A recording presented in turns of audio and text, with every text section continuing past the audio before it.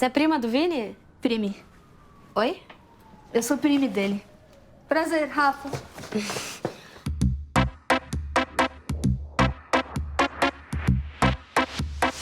Olá, eu sou Vinícius Calderoni e este é o podcast oficial de Todos Nós, série original da HBO.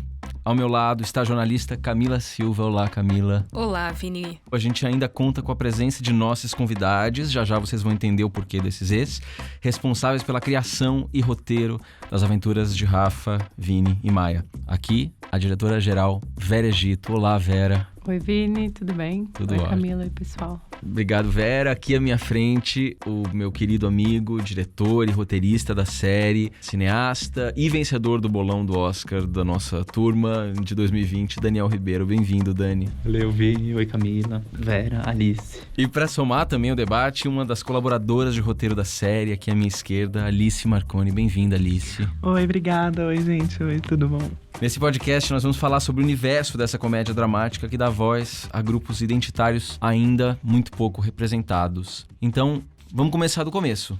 Se estamos falando de grupos pouco representados pela nossa ficção, pela nossa teledramaturgia, eu queria que talvez vocês voltassem ao princípio de como a ideia da série surgiu.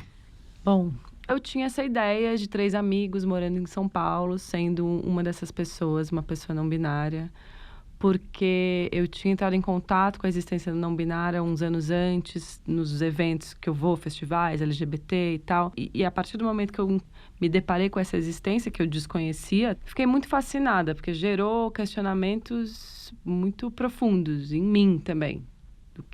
Por que eu me considero mulher? O que é isso? Por que é homem ou mulher? Da onde vêm esses conceitos? Então, virou tanto a minha cabeça que eu decidi que eu precisava falar disso, de alguma forma. E a HBO, de cara, quando eu vim aqui, fiz uma reunião, eles, nossa, é isso, a gente quer. E aí eu chamei o Dani Ribeiro, que é meu parceiro, meu amigo, há muitos anos, não vamos falar quantos, para desenvolver essa série. E começou assim, a Alice se juntou na trupe, também Thaís Berber, que participou da sala de roteiro, e Julian Kier.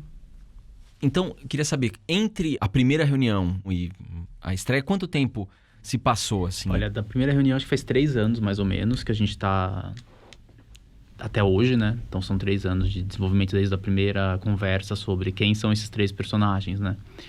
E tem a primeira bíblia ali que a gente escreve, aí depois vai para uma segunda etapa, que entra a Alice, entra a Berbe. Agora, aproveitando essa parte da concepção, eu queria entender, até dando uma dica para quem está ouvindo a gente, se ainda não assistiu, vá assistir, porque tem spoiler, e depois volta e continua com a gente aqui. Quando vocês pensaram nessa série, nessas conversas já com a HBO, era uma questão mais didática, porque tem isso, a gente está aprendendo com a série, e ao mesmo tempo tem uma questão mais explícita ali, tem cenas de sexo que são mais abertas, que é para quem já lidou com o tema, já passou por essa fase de aprender, se bem que a gente está sempre aprendendo. Em que público vocês pensaram nesse primeiro momento? A série, o gênero da série é comédia dramática. Então, acho que, antes de mais nada, a ideia era se divertir. Eu acho que tem muito de rir de si mesmo, porque acho que a nossa sala é uma sala de diversidade e a gente falava muito de si mesmo e das coisas que a gente acha engraçado e triste e dramático e feliz da nossa vida. Acho que a intenção era essa em primeiro lugar, né? A gente problematizava muito, né, na sala de roteiro ali. Isso era uma coisa que... E muitas das nossas problematizações na sala estão na série. Então, acho que a gente queria falar sobre esse movimento que existe hoje em dia, né? Que é muito forte e que está nos grupos do WhatsApp, que está também nas ruas e nas paradas, etc. De problematizar, de discutir, de chegar a fundo sobre certas coisas que talvez a gente nunca discutiu antes. Então, eu acho que tem esse público que a gente quer que veja e que se veja identificado na série. Mas tem também um público que não está necessariamente na militância e que não compreende completamente todas essas questões, mas que está aberta para o diálogo, para entender, para compreender todas essas questões. Sim, e eu acho que as cenas de sexo são didáticas também, né? A gente aprende muito sobre sexualidade desejando e vendo o desejo, né? As primeiras perguntas que a gente escuta quando fala de diversidade, mas como é que faz? O que você tem lá embaixo? Né? Acho que essas perguntas também estão sendo respondidas de um jeito lúdico, de um jeito erótico, enfim, né? De um jeito que responda à lógica do entretenimento também, né? Da televisão. Então, é para um público que eu não faço essa diferença, né? Não acho que as cenas de sexo são para um público mais específico do que a parte didática da série, né? Eu acho que é o contrário, inclusive. Né? Eu acho que quem está disposto a aprender intelectualmente é um público mais seleto do que quem está disposto a ver. No voyeurismo. Então eu peguei o primeiro ônibus pra São Paulo e aqui eu tô, pronto pra minha nova vida. Tá, mas tem uma coisa que tá muito obscura nessa história. Uma? Que é... Não, tudo bem. Mesmo no universo LGBTQI, as pessoas não binárias ainda não são muito bem compreendidas. Mas é um processo. Eu te ajudo. Aproveitando essa aula de Alice aqui, me contaram que você nos dá uma aula muito boa sobre esse espectro transgênero. E eu queria que você nos ajudasse a compreender exatamente todas essas nomenclaturas. Enfim, nos ajude. Falando de não binariedade, a gente tem uma identidade que é aquela que rejeita a noção de homem e mulher, né? É uma pessoa que não se encaixa ou não se identifica ou não quer ser vista e reconhecida como homem nem como mulher, né? É uma pessoa que nega em se encaixar em apenas uma dessas categorias, né? Então, enfim, é um espectro bem grande de identidades. Eu posso nem conhecer todas, assim, né? Porque realmente cada dia a sigla hoje, né, LGBTQIA+, né? L de lésbica, G de gays, B de bissexuais, T de transexuais, travestis, transgêneros, Q de queer, I de intersexo, que é uma pessoa que nasce com uma genitália ambígua, A de assexuais, pessoas que não sentem atração sexual. E aliados. Me falaram que esse A é duplo. Ah, jura? Esse do Aliados eu não Que conhecia. é de Alai. É que a porque é a Vera minha que- parte da sigla, gente. Até hoje eu sinto falta do S. Quando eu era pré-adolescente, era GLS, né? GLS. Eu tava toda feliz que eu tava no S. Exatamente. Então eu vou reivindicar o aliado. É, Tem e eu bandeira como- aliada. Sim. E eu, como mulher trans que se relaciona com os homens héteros, né? Eles também me perguntam, e eu? Onde que entro nessa sigla aí, né? Tudo. Menos Pelo nessa menos. sigla, assim. Aquela eu vou fazer uma piadinha. Bom, não vou fazer uma piadinha. Deixa bom. Alice, eu vou até recapitular isso, na verdade. A Alice nos deu essa maravilhosa aula que ela já tinha feito lá no especial, no Making Off. Todo vocês vão poder também conferir no YouTube, em todas as plataformas da HBO. Bom, então, eu queria voltar um pouco pro enredo. Estamos falando bastante do universo e é muito importante porque tem um universo muito rico e tem um pioneirismo muito grande nessa série. E eu acho que, de fato, a série brasileira de mais fundo aborda o universo queer e todo o universo LGBTQIA+. O mais você não falou. Mas é mais mesmo. É o simpático, talvez fosse... Eu quero uma letra. Uma letra. fera. É um mais. É A de Hawaii. É quem E tá assexual. chegando aí, entendeu? Esse mais Claro. não foi inventado. Não, é lindo o igual mais, porque Encontrada, é um tipo, mais todos- tem um lugar convidativo também, né? Um lugar de... Aham. Só não entra o boy Receptivo. lá. O boy não O boy não é. Não entra, não. Quando era criança, minha mãe me enchia de lacinho, babado, fazia altos penteados com os vestidinhos bufantes e tal. Sem pôr um gênero pra uma criança, saca? No seu caso, nem tanto, né? Porque você é cis, tipo, você se identificou com esse gênero, sabe? Cisgênero, muita gente se pergunta, né? O que é cis? Eu sou cis? Se você está perguntando, provavelmente você é. Porque como ser cisgênero é ser o padrão, tá dentro da norma, você provavelmente nunca se questionou sobre isso. Você nunca foi questionado sobre isso. Então, quando nós somos os privilegiados, nós realmente não percebemos o que somos, né? Uma das coisas do privilégio é se achar neutro, é se achar padrão, é se achar o normal, não é? Então, pois é, o cisgênero, a cisgênero é essa pessoa que tem uma identidade de gênero que corresponde à expectativa que lhe foi dada. Então, quando você nasceu ali com uma genitália, com uma vagina, por exemplo, a sua mãe te deu o nome de Maria e disse que você era menina e você se identificou com isso. Você cresceu e sempre se sentiu realmente uma menina. É o meu caso, eu me sinto uma mulher e a sociedade sempre esperou isso de mim e eu correspondi a essa expectativa, é a minha identidade.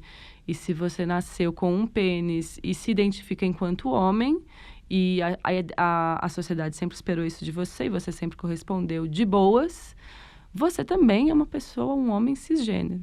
E aí existe um espectro gigante, a Alice falou sobre isso, de outros gêneros, outras formas de se identificar. Lembrando que isso não tem nada a ver com orientação sexual. Orientação sexual é outra coisa. Tem a ver com as pessoas com quem você se sente atraído afetivamente ou sexualmente, ou com que você tem laços de afeto ou sexo com essas pessoas. Que aí é um homem, uma mulher, uma pessoa não binária, uma pessoa gênero, enfim. Isso é sua orientação, diferente da identidade de gênero. Sim, assim como o Vini é um homem cis gay, a Maia é uma mulher cis hétero, eu sou uma mulher trans hétero. Exato. E quem que é Rafa, trans pessoa não binária, pansexual. Então são duas coisas diferentes, identidade Né? de gênero e orientação sexual. Tcharam! Oi. Oi, tudo bom? Que graça, é a prima do interior? Grace Prime. Tatuagem. Fugindo do boy, cis, hétero também, a gente tem uma fuga do patriarcado aí, tentando inserir essa linguagem neutra. Queria saber como foi aplicar essa linguagem neutra no roteiro da série e de bastidor mesmo, quais foram os desafios de as pessoas adotarem esse novo vocabulário, vamos dizer assim. No roteiro da série e na própria filmagem, né? Foram várias etapas, assim. A primeira etapa foi a gente, lá na sala de roteiro. Eu lembro que a Alice sempre repassava os textos, falava, gente, a gente tem que colocar já aqui a linguagem neutra. Rafa é ele, esse menine, cansado, bonito, enfim, tudo já me parecia muito natural. E aí, claro, quando a gente encontrou a equipe, veio mais uma etapa. E o elenco, porque a gente tem pessoas não binárias no elenco, atuantes. E esses atuantes também nos trouxeram muitas questões, inclusive para o próprio roteiro, nos ensaios. Houve levantamento de questões sobre essa linguagem e a gente corrigiu tudo que estava não adequado, ouvindo o elenco. E tivemos 2 palestras de sensibilização em 2 etapas da pré-produção, organizadas pela Casa Chama, que é uma casa que acolhe, que, enfim, tem todo um trabalho maravilhoso com pessoas T. E essa sensibilização foi etapa 1 com os chefes de equipe, então todo mundo que estava criando a série, direção de arte, fotografia. E etapa 2 com a equipe inteira, que é uma equipe muito grande audiovisual. Para quem não está acostumado, a gente chega a 200, 300 pessoas trabalhando numa obra.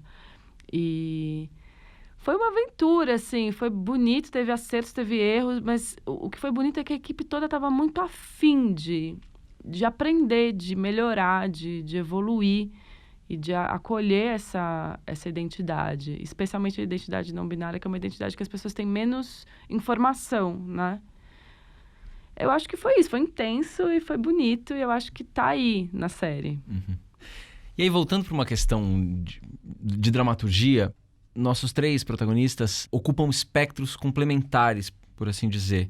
Vini é um homem cis, gay, ator de teatro. Maia é uma menina negra, hétero. E Rafa, uma pessoa não binária. Pansexual. Porque pega todo mundo. Que quer ser tatuador, mas ainda não é.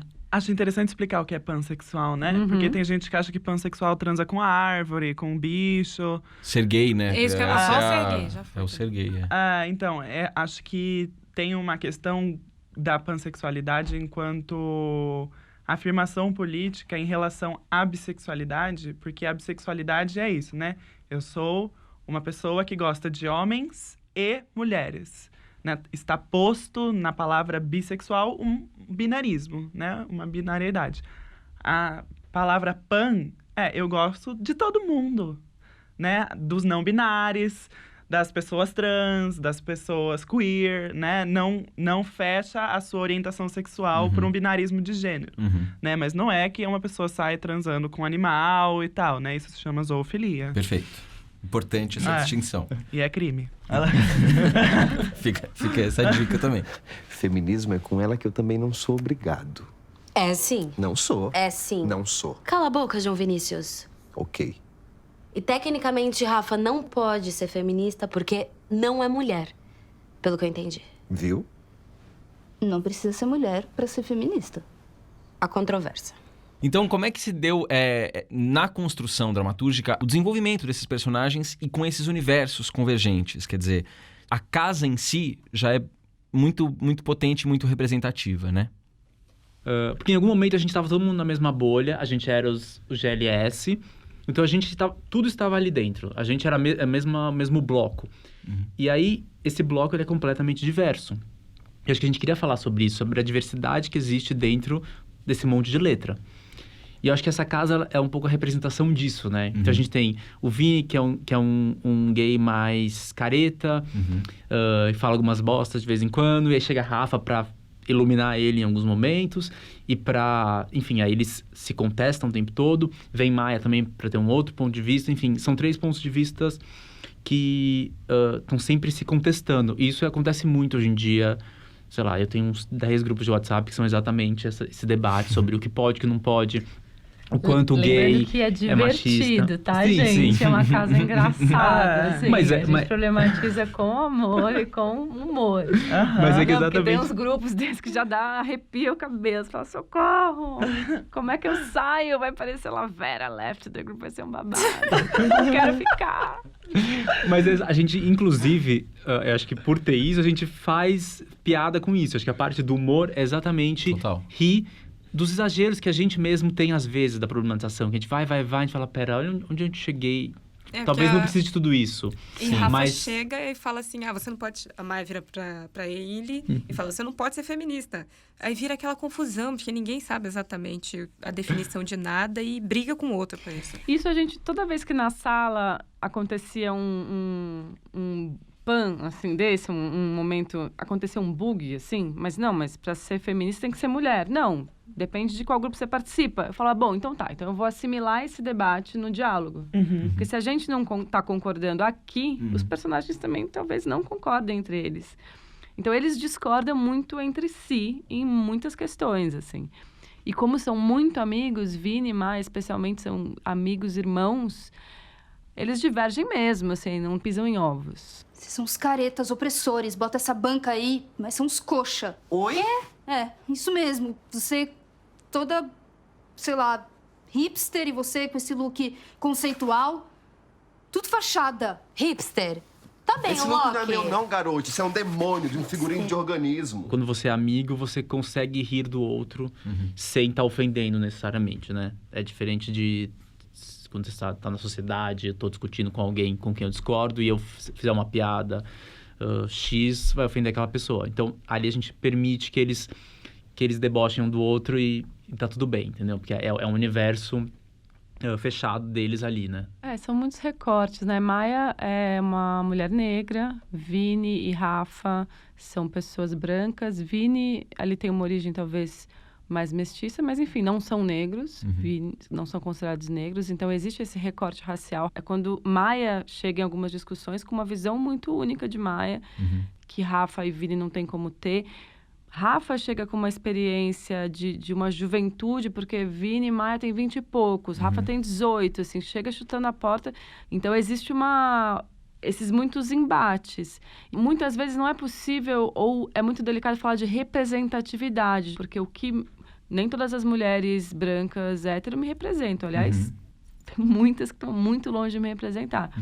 Mas quando a gente fala sobre visibilidade, aí é mais abrangente. Então, a série, ela com certeza traz visibilidade a temas e questões e existências múltiplas. E, claro, você pode ser uma pessoa não binária, ver Rafa e falar, nossa, tem nada a ver comigo. Porém, existir esse gênero neutro ali numa plataforma como a HBO, isso ser discutido, dá visibilidade a essa existência. Eu nunca parei para pensar nessa parte de contrapor visibilidade e representatividade. Agradeço. E já estava com a minha pergunta pronta falando representatividade. Importa, falem sobre Maia, porque tem a ver comigo, a mulher negra, hétero ali. E ativista também. E qual que é o nome do grupo, Maia? Só para entender o contexto. Do quê? Do nome? É que é um nome meio compridão, assim, tem várias palavras. Feministas Reais Oficiais. Eu tinha um pressentimento que tinha algo assim. Eu queria que vocês explicassem como é que surgiu a Maia para vocês no contexto dessa série, com esse engajamento, com esse ativismo? Como surgiu Maia? Eu acho que existe um processo de desconstrução racial da minha parte, aí eu acho que o Dani vai falar por ele, que é um processo que vem de alguns anos para cá também, de eu ver as minhas primeiras obras audiovisuais curtas e o primeiro longa e ver um racismo imenso de ter um elenco todo branco, assim, ou todo não negro. E quando você começa a sua desconstrução, o primeiro passo, né, para uma pessoa começar a desconstrução racial e qualquer outra também. Desconstrução, gente, é quando você começa a entender a estrutura em que você se insere, a estrutura racista, misógina e machista. Então, quando você começa a se entender dentro dessa estrutura e faz parte dela, entender que você faz parte dela, você tem que desconstruir isso em você. Eu acho que é bem importante falar que é em você mesmo, porque o racismo é sempre dos outros, o machismo é sempre dos outros, né? E não é, tá na gente. Então, quando eu vi o racismo em mim, quando eu vi que eu fui capaz de fazer 2 curtas e um longa com um elenco absolutamente não negro, me senti ridícula, me senti péssima e entrei num turbilhão ali. E isso me fez evoluir muito, em muitos aspectos, e me fez buscar personagens que são diferentes de mim dentro da sociedade brasileira. E eu acho que Maia veio muito disso, dessa consciência de que é ridículo você, no Brasil, se propor a retratar uma juventude ou uma não juventude, mas assim, retratar a sociedade excluindo as pessoas negras, especialmente num país que é 54% negro, né? Então foi de uma consciência mesmo, de falar, eu fui racista até hoje e não serei mais, assim, nunca mais. E Maia é essa personagem que a gente ama, porque Maia é muito divertida, ela é vegana, ela é nerd, programadora. E a atriz Juliana Gerais é uma atriz maravilhosa, maravilhosa.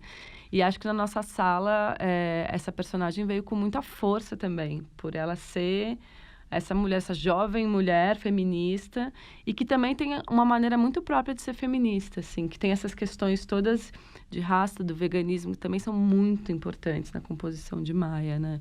E aí eu acho que, claro, na sala todos criavam sobre todos, não existia não estávamos divididos em nichos, mas claro que a vivência também da Barbie, a vivência da Alice contribuiu imensamente em lugares que o Dani e eu nunca poderíamos chegar, né? Assim. Eu tô apaixonada por ela, obviamente.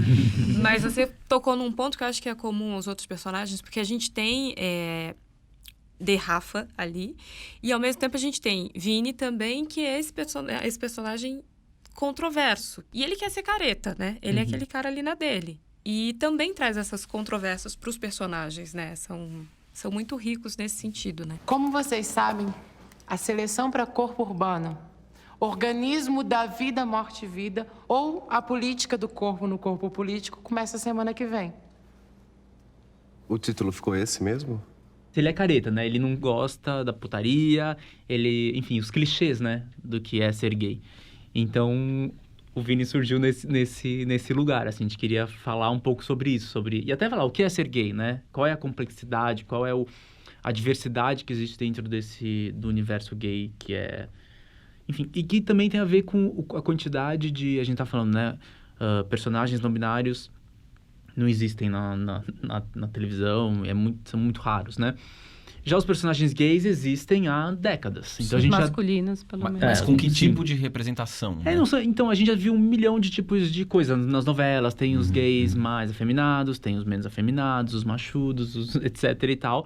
E a gente acha que... Enfim, acho que o Vini também vem para contribuir um pouco com... Assim, vamos falar sobre esse gay diferente um pouco do que já foi falado, assim. Então, acho que ele tá nessa galeria de diversidade de personagens gays, ele entra ali sendo um pouco diferente. Acho que o Kellner, o ator, trouxe um Vini até mais gay, por um lado, assim, do que você... Ele trouxe, ele achou que Vini tava careta demais. Então, ele deu uma mudada em Vini que foi maravilhoso, porque Kellner é muito carismático e ele trouxe pro Vini um carisma incrível, assim. Mas eu acho que a gente construiu, como a Alice estava falando, um menino... Menino eu digo só porque tem 20 e poucos anos, né? Um jovem rapaz que, por exemplo, almeja um relacionamento monogâmico. É o que ele deseja para si. E o namorado dele acha contraditório. Mas você é gay, ator e você quer ser monogâmico. Isso é ridículo. E porque também a gente se coloca dentro dessas caixas, né? Claro. E não é ridículo, né? Se você deseja isso, você só precisa achar um parceiro que também deseje isso, né? Não é o caso de Vini, ele tava com um cara que é absolutamente contra a monogamia. E aí o negócio não dá tão certo.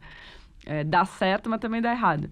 Então, eu acho que tem esse retrato que a Alice disse de trazer pessoas que não estão dentro do estereótipo ali, que você fala, uma pessoa gay vai em festa, fica com todo mundo. Pode ir em festa, pode ficar com todo mundo pode fazer isso, inclusive. Mas não só os gays, né, gente? Não só os Façam gays. mais héteros, por favor. Não é? Mas também, se você é gay, lésbica, enfim, se você quer ter um casamento super monogâmico, tá no direito também. E eu acho que Vini tá nessa luta de ser... Normativo é uma palavra que não se adequa porque ele é gay, ele nunca vai ser normativo. Mas de acessar esse lugar do relacionamento que é mais tradicional. Sim. Tem talvez. Uma força grande de desestigmatização, né? Assim, nesses personagens. Porque é isso. Mas eu queria fechar esse trio com Clara Galo. Já falamos de Juliana Gerais, intérprete de Maia. Já falamos do Kelner Macedo, intérprete do Vini. Mas queria falar da Clara Galo também. Então você é de Botucatu? Não, na verdade eu nasci aqui, aí eu fui pra lá e aí agora eu tô morando aqui de novo. Eu vim pra cá pra trabalhar com vocês. Clara Galo, como pessoa, como mulher, já tem um jeito muito específico também de lidar com a feminilidade dela. Ela não abraça todos os padrões de feminilidade, e digo esteticamente, e também como identidade. Então, Clara não é... Quando ela chegou, a própria figura dela já dizia um pouco de Rafa, assim. E como atriz, né, o trabalho dela é muito bom. Ela trouxe esse olho brilhando, assim, de Rafa, que foi muito certeiro. Depois a gente ainda fez muitos testes, mas ela sempre na nossa cabeça. Até que foi ela, assim. E realmente, um profissionalismo incrível, um trabalho muito difícil, né? Você é ator, né, Vini, também? Vini é mil e uma. Vini é tudo. Dublê. Vini é o LGBTQIA das profissões. Mais. E mais. Nada direito. E foi incrível, assim. Foi incrível ter Clara. Acho que o trio também teve um entrosamento. Inclusive, Juliana e Clara ficaram amicíssimas, né? Assim. Os três, eles viajam, você vê os stories, eles estão sempre juntos. E isso foi uma coisa que nos testes a gente fez questão também de testar todo mundo junto, porque a coisa mais importante é que esse trio tivesse química. Porque às vezes você faz teste, fala assim, essa pessoa é maravilhosa, que puta ator, que puta atriz e tal. Aí você coloca junto com outra pessoa e fala, putz, mas não deu química. E aí, então, assim, chegou uma hora que eles não aguentavam mais voltar lá, porque eram várias combinações. Então, vamos fazer combinação com um outro Vini, com outra Maia. Aí vai até... Aí quando a gente viu os três juntos, a gente falou, é isso. Então, isso é fundamental, assim. Também não é só individualmente o elenco. É um coletivo. E eu acho que isso tá refletido ali na tela, assim. A gente não falou que a Alice faz uma participação, né? Como atriz. Mas isso é no episódio 8 do podcast. A gente chega lá, Mas tem uma coisa que eu queria falar sobre Clara, né? Que é um debate que tá aí posto, né? E acho bom a gente falar sobre ele, que é o de uma pessoa cis fazendo uma personagem trans. Eu, enquanto atriz, entendo a veemência dessa questão, né? De se problematizar que pessoas cis interpretem personagens trans por uma questão de que pessoas trans estão excluídas no mercado de trabalho, mas a solução que a série encontrou foi de chamar atores e atrizes trans para fazer personagens cis. Porque, afinal, eu sou atriz. Assim como o ator cis pode fazer uma personagem trans, eu posso fazer uma personagem cis. E eu acho que então, se a chave é inclusão no mercado de trabalho, vamos fazer essa inclusão efetivamente e integralmente. Eu vou atuar. Não vou ficar fazendo eu mesma sempre, né? Que nem o Johnny Depp. Brincadeira, gente. E aí, o que aconteceu é que, enfim, justamente a pessoa não binária, Rafa, é interpretada por uma menina cis. A gente tem personagens não binários na série interpretados por pessoas não binárias.